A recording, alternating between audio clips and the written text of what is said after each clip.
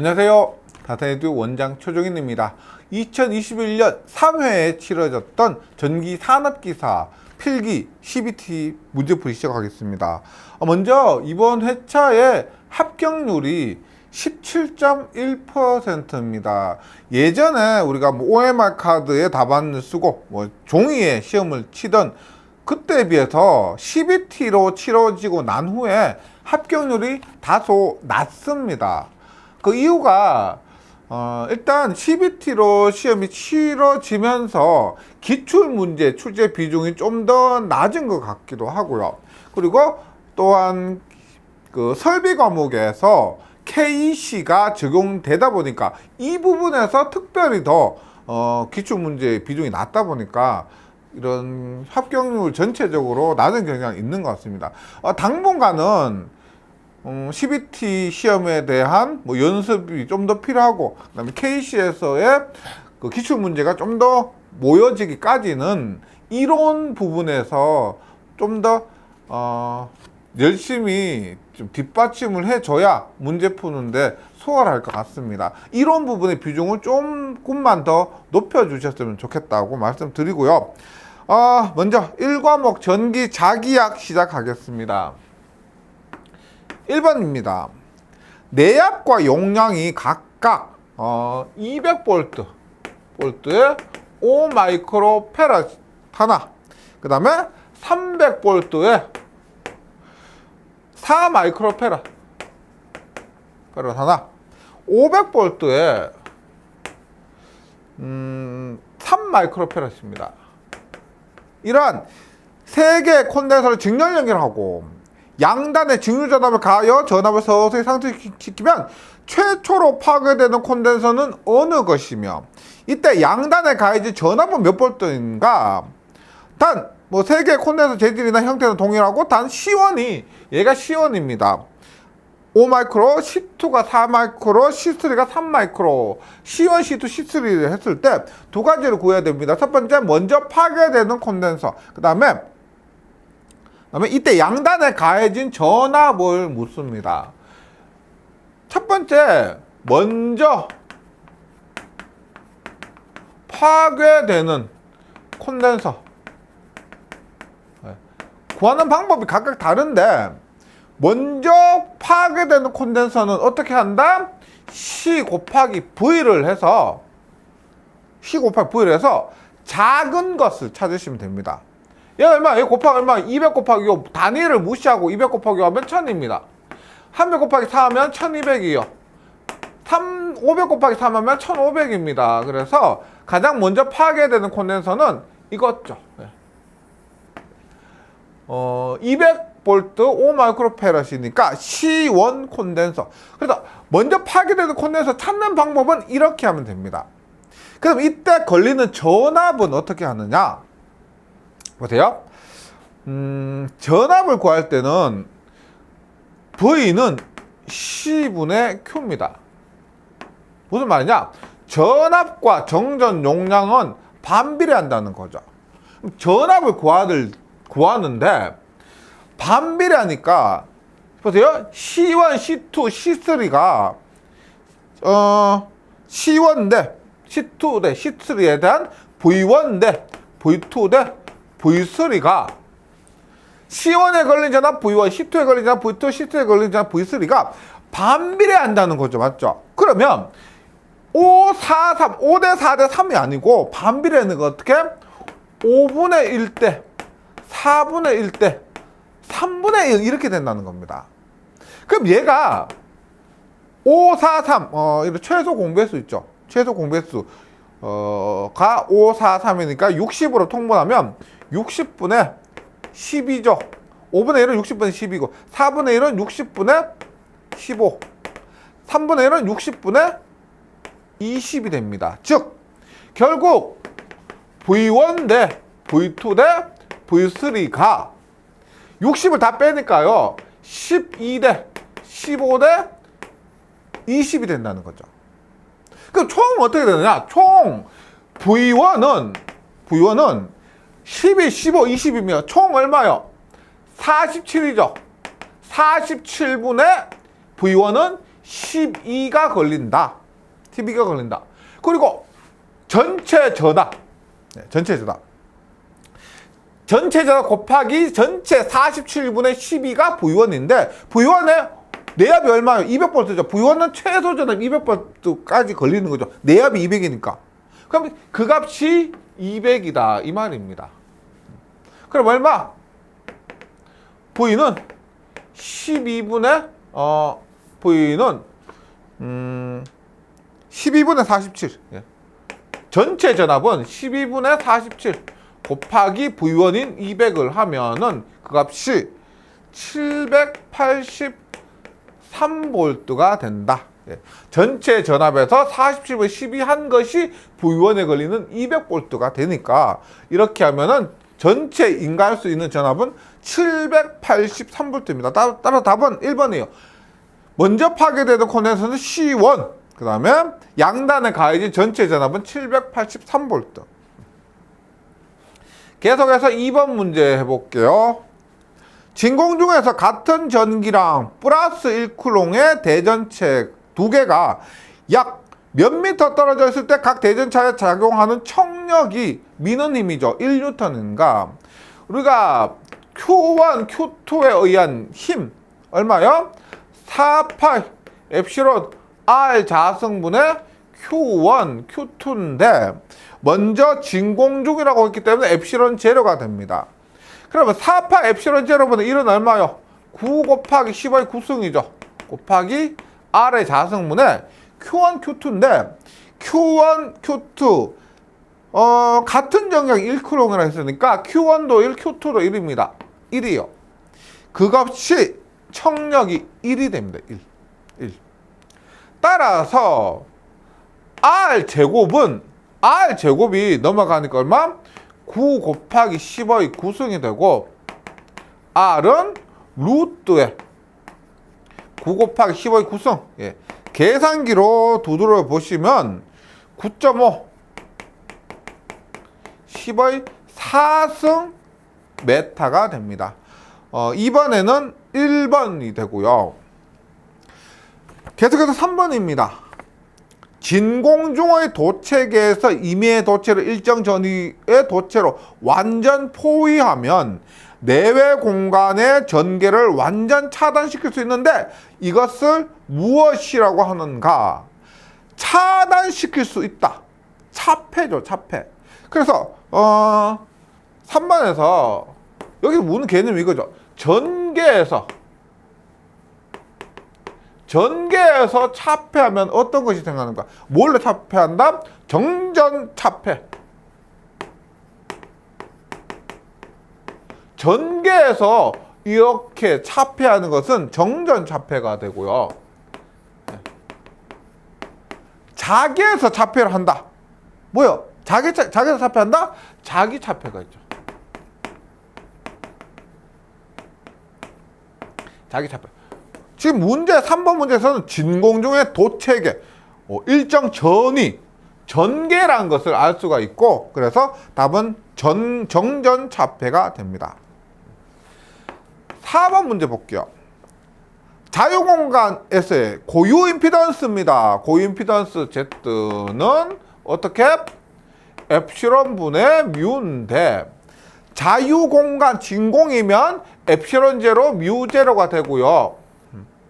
엡실론 제로 8.85 곱하기 15의 마이너스 12승 뮤 제로 4파이 곱하기 15의 마이너스 12승인데 외우고 계셔도 되고요. 외우셔야 됩니다. 이 값은 얼마?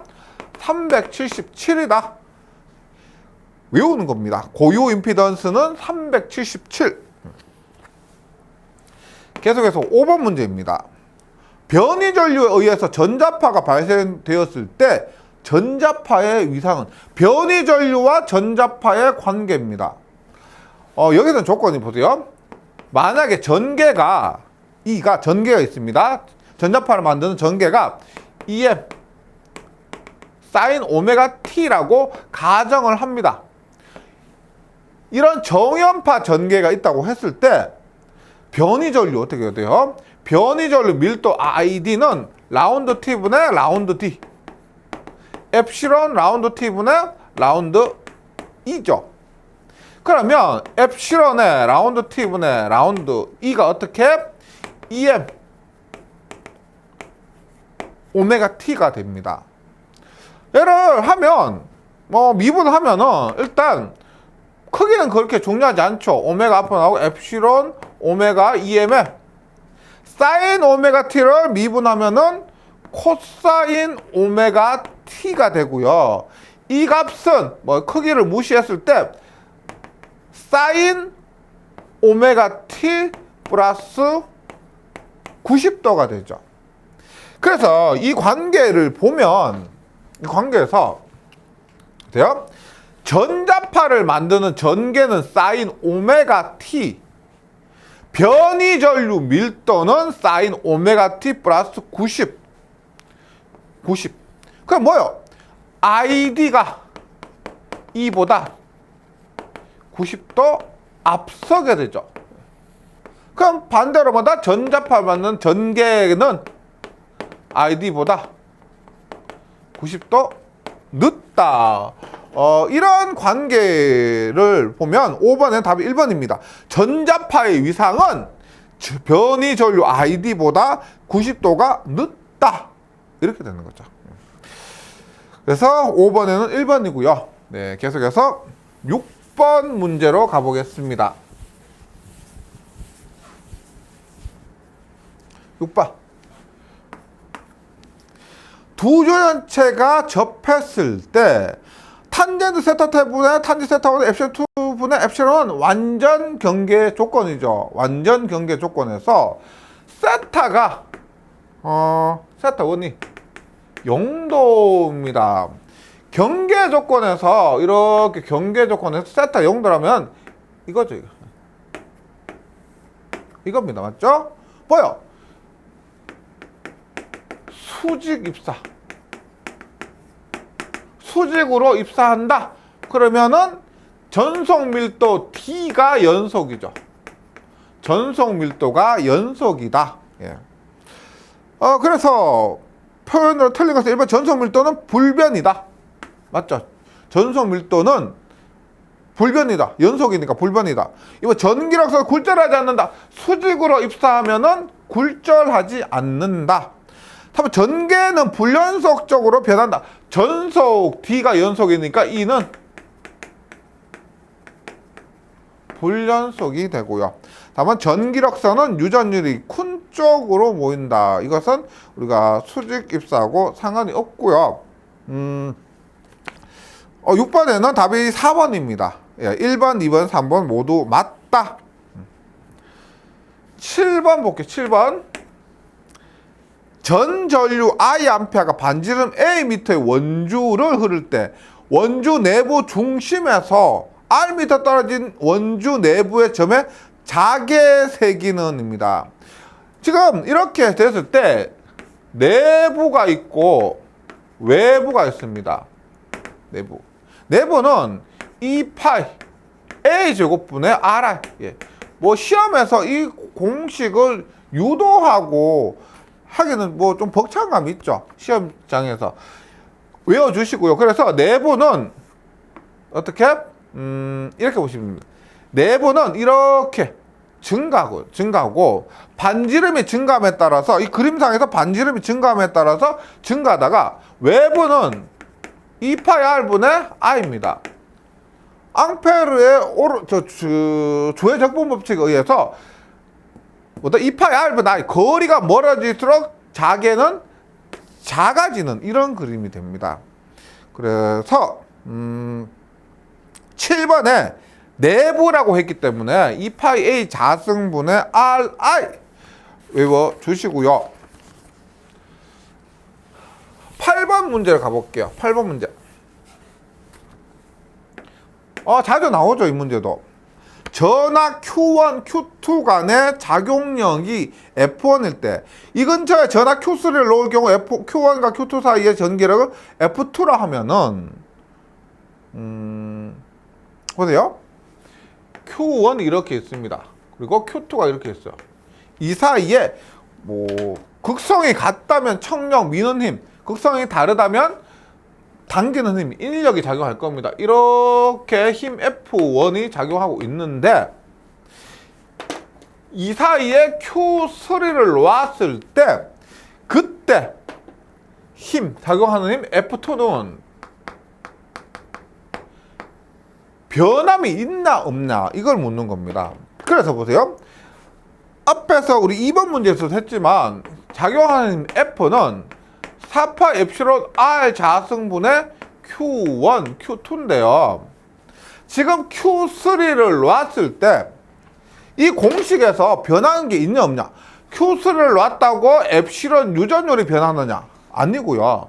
Q3를 놨을 때 이 사이 거리가 변하느냐? 거리도 아닙니다. Q1, Q2 값도 변하지 않다. 그러면 결과적으로 F1이나 Q3를 놨을 때 F2나 변하는 값이 없으면 같다라고 볼 수가 있다는 거죠. 그래서 결국은 외워주시고요. 1번입니다. F1과 F2가 같다. 9번입니다. 권수 1회의 코일에 권수 N이 1입니다. 1이고요. 한 번 감겨있다. 코일에 5웨바의 자속이 태교하고 있다. 파이 1이 5웨바인데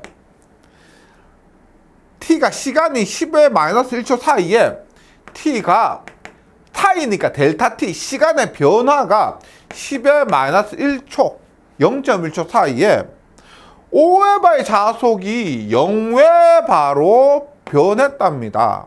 0웨바로 변했대요. 이때 코일에 유도되는 기전력은 얼마냐? 기전력은 얼마냐? 뭐 보기 보니까 마이너스는 없으니까요. 부호는 없으니까 부호 상관없이 객관식이니까 계산해 주시면 됩니다. 우리가 E는 L DT분의 DI로 계산해도 되고요. LI는 엠파이어에서 N DT분의 D파이로 계산해도 되죠. 이 공식에 의해서 N은 1입니다. 1. 시간의 변화가 델타 T가 얼마?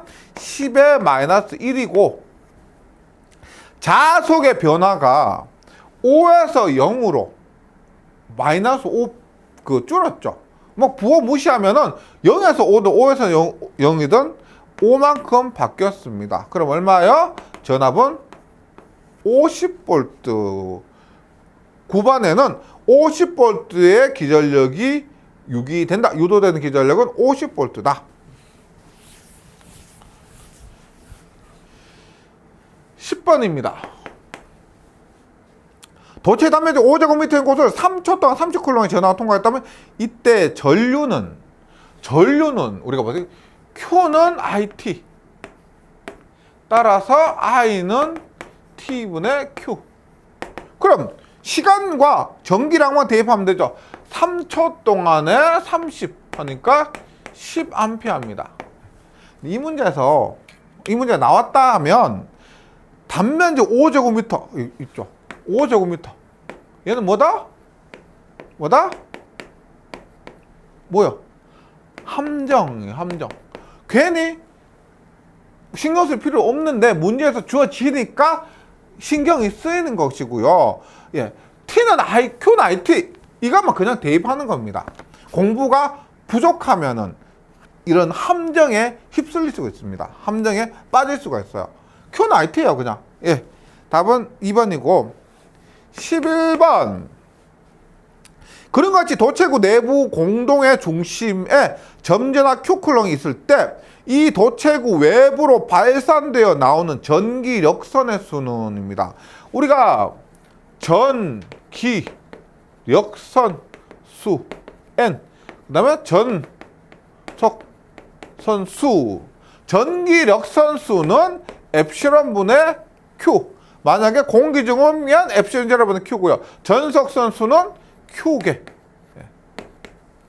꼭 구분해 주시고요. 11번에서는 전기력선수라고 했기 때문에 엡실론 제로분의 Q개가 된다. 답은 2번이고요. 진공이라고 했으니까 엡실론 제로분의 Q. 12번입니다.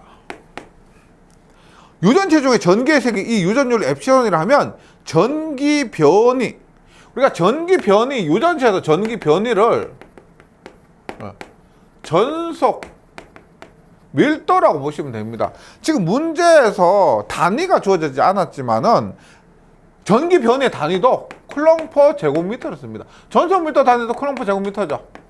같은 것이라고 보시면 됩니다. 그래서 D는 엡실론 E니까 전기 변이가 전속 밀도가 같다면 전기 변이도 엡실론 E가 됩니다. 12번에는 1번. 13번이요. 두 콜의 인덕턴스가 각각 0.25헨리와 4헨리이고 결합 개수가 1이면 상호 인덕턴스입니다. 상호 인덕턴스 M인데 M 구하는 공식이 많습니다. 네. 상호 인덕턴스라고 하면은 보통 일단 뭐 N1분의 N2의 L1 혹은 N2분의 N1의 L2 뭐 이런 공식도 있고요. 상호 인덕턴스 M은 뭐 4분의 L 가동 마이너스 L 차동 이런 공식도 있습니다. 가동 접속일 때 인덕턴스, 차동 접속일 때 인덕턴스로 4를 나누면은 4를 나누면 구할 수가 있고, 그 다음에 구조적으로 M은 L분의 US의 N1, N2 이런 식으로도 상호 인덕턴스 구할 수가 있고, 가장 유명한 뭐다? M은 K 루트의 L1, L2가 됩니다. 이 문제는 이걸로 풀어야 되겠죠. 그래서 결합계수 K가 1이에요. K가 1이면 루트에 L1 0.25, 0.4 예, 계산해 보세요 하면은 답은 0.32가 나옵니다. 13번에는 답이 1번 0.32. 계속해서 14번 볼게요.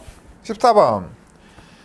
전류에 의한 자개의 방향입니다. 전류에 의한 자개의 방향. 전류에 의한 자개의 크기는 뭐다? 앙페르의 주의 적분 법칙, 그 다음에 비오사바르의 법칙이고요. 전류의 방향은 뭐다? 앙페르의 뭐다? 오론나사 법칙입니다. 오론나사 법칙. 답은 4번이고요. 1번 렌츠의 법칙은 뭐예요? 유도 기전력의 방향. 예, 유도 기전력의 방향이 렌츠의 법칙이고, 2번 플레밍의 왼손 법칙은 뭐다? 플레밍의 왼손 법칙은 전동기죠. 전동기. 전자력의 방향이고요. 3번 플레밍의 오른손 법칙은 유도 기전력의 방향이죠. 예, 답은 4번이고요. 15번 봅니다. 유전체 내내 전속 밀도가 D쿨롱 퍼 제곱미터 전기에 저축되는 단위 최적당 에너지고 비유전율을 묻습니다.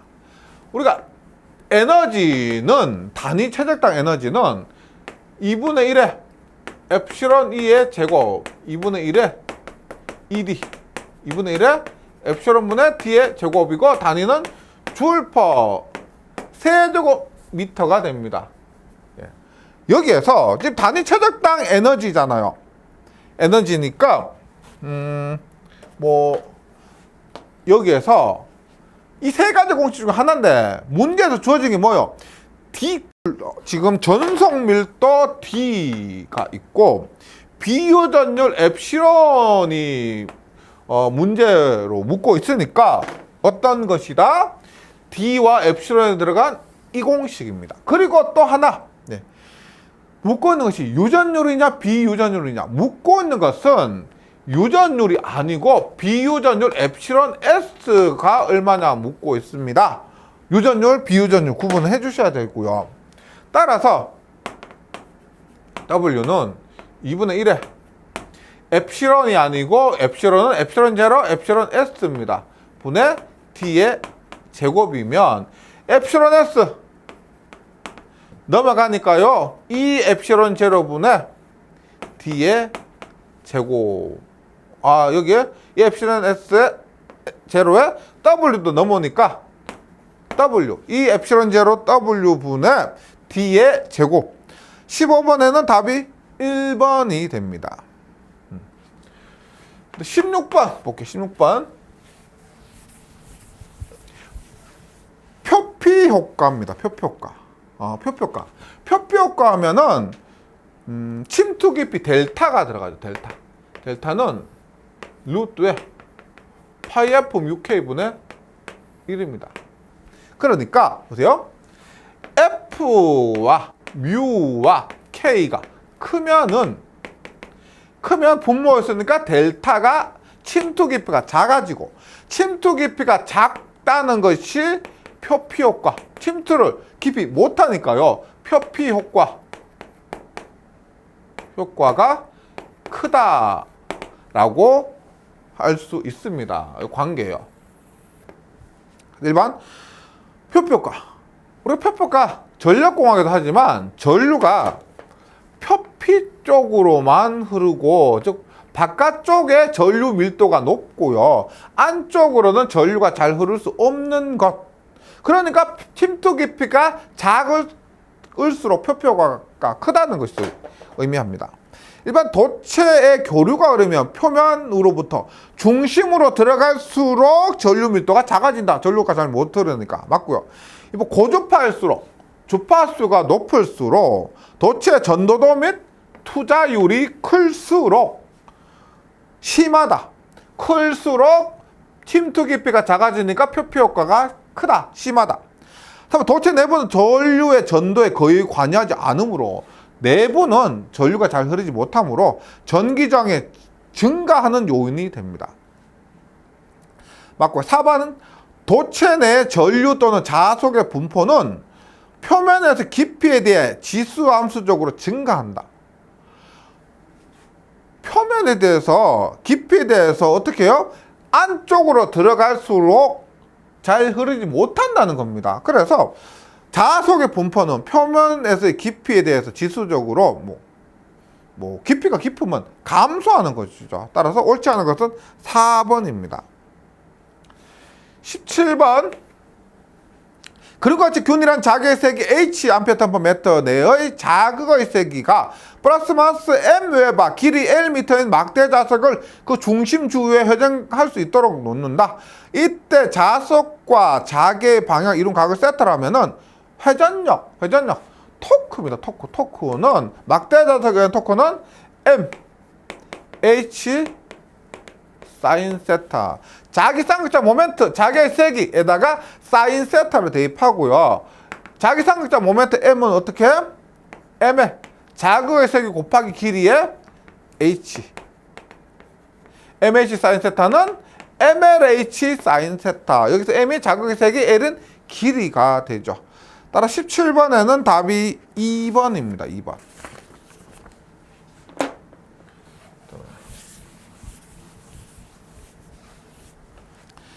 18번. 무한 평면 도체에서 H미터 높이의 반지름 A미터의 도선을 도체 평행하게 가설하였을 때 도체에 대한 도선의 정전 용량입니다. 여기 대지가 이렇게 있을 때 도선은 이렇게 가요. 그리고 이 높이가 H입니다. H고 여기 반지름이 A라고 합니다. A. 그럼 얘는 전기 영상법에 의해서 이쪽 H 따라서 총 높이는 총 거리는 EH예요. 영상법에 의해서 이렇게 C는 L은 A분의 EH분의 2파이 엡실론이 됩니다. 영상법에 의해서. 그래서 이런 구조에서는 2번입니다. L은 A분의 EH분의 2파이 엡실론. 그리고 유전율에 대해서 일반적인 언급이 없다면은 엡실론 제로가 되고요. 1번은 뭐냐면 1번이 만약에 L은 A분의 H가 아니고 B분의 파이 엡실론이라면은 1번 같은 경우는 이렇게 평행도선 사이 있죠. 이 사이의 거리가 B고 이게 A일 때 평행도선 사이일 때 L은 A분의 B분의 파이 엡실론이 됩니다. 4번 같은 경우는 동축 케이블이 있죠. L은 A분의 B분의 2파이 엡실론. 얘는 동축 케이블 이렇게 있죠. L은 A분의 B. 이런 케이블 내부에서의 그 정전 용량을 말합니다. 18번에는 2번이고요. 계속해서 19번. 그림과 같이 도체 1을 도체 2로 포위해서 도체 2를 일정 전위로 유지하고 그림과 같이 도체 1과 도체 2의 외측에 도체 3이 있을 때 용량 개수 및 유도 개수의 성질로 옳은 것은, 이 문제 보면 지금 1이 있고 2가 있는데 여기에 접지가 되어 있죠.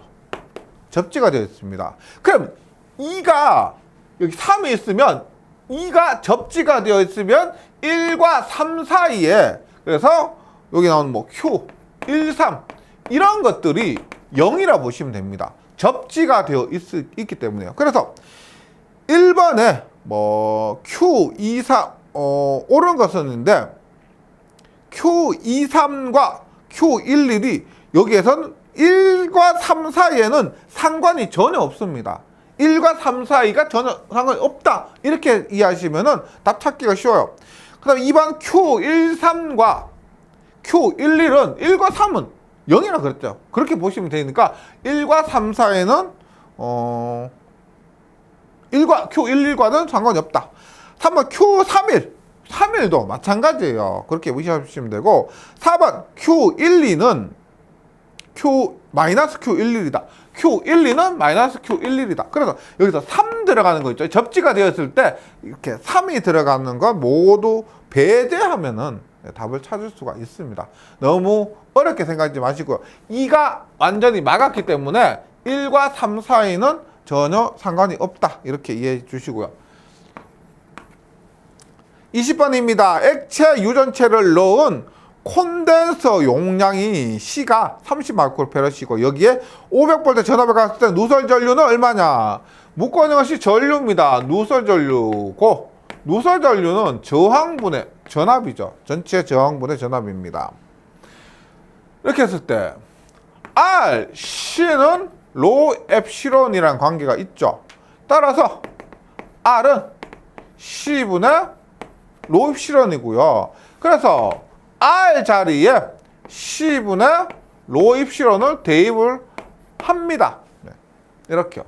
그러면 대입할게요. R은 C가 얼마? C 30 마이크로페럿이요. 30 곱하기 10의 마이너스 6승. 네. 로 고유장이 10의 11승. 엡실론이 2.2인데 엡실론은 엡실론 제로, 엡실론 S죠. 그래서 엡실론 제로 8.85 곱하기 10의 마이너스 12승 곱하기 엡실론 S는 2.2라고 했습니다. 2.2. 그리고 전압 V는 문제에서 500V라고 했죠. 그렇게 해서 계산하면은 하면 7.7 곱하기 10의 마이너스 3승 암페어가 나올 겁니다. 따라서 10의 마이너스 3승 없애는 대신에 미리암피아. 따라서 20번에는 7.7 미리암페어가 됩니다. 네, 답은 2번이에요. 네, 전기 자기약 뭐 크게 어려운 문제가 없었던 것 같습니다. 네, 이론 위주로 잘 출제가 된 것 같고요. 뭐 조금만 노력하시면 충분히 이 정도 수준에서는 좋은 결과 있을 거라고 생각합니다. 잘 정리해 주시고 저는 전력공학에서 다시 뵙도록 하겠습니다. 수고하셨습니다.